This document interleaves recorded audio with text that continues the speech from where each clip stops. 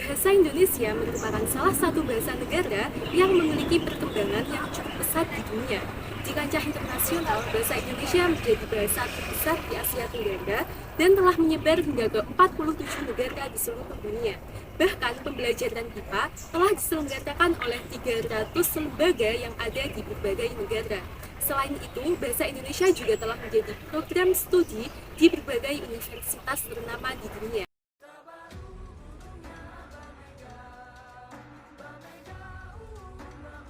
Halo, saya Asaida Silva Amalia. Di sini saya akan mengampanyekan bahasa Indonesia di kalangan generasi muda. Sebagai bahasa nasional, bahasa Indonesia memiliki fungsi sebagai bahasa persatuan. Artinya, bahasa Indonesia berfungsi sebagai alat pemersatu berbagai suku, ras, dan golongan yang memiliki keragaman bahasa daerah. Dengan adanya bahasa Indonesia, berbagai suku, ras, dan golongan tersebut tetap dapat berkomunikasi dan bersatu dalam bingkai Bhinneka Tunggal Ika. Di sini kita dapat mengetahui bagaimana pentingnya peran bahasa Indonesia sebagai alat pemersatu yang mencegah terjadinya perpecahan. Tentunya kita sebagai generasi muda harus merasa bangga dan cinta kepada bahasa Indonesia. Apalagi bahasa Indonesia mengalami perjalanan panjang yang tidak mudah dalam proses pengakuannya sebagai bahasa nasional dan bahasa persatuan.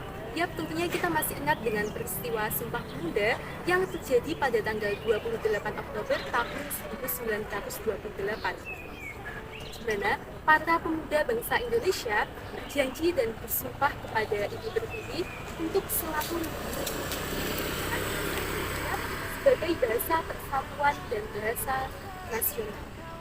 Nah, ada banyak sekali cara yang dapat kita lakukan untuk melestarikan bahasa Indonesia dan menjunjung tinggi bahasa Indonesia.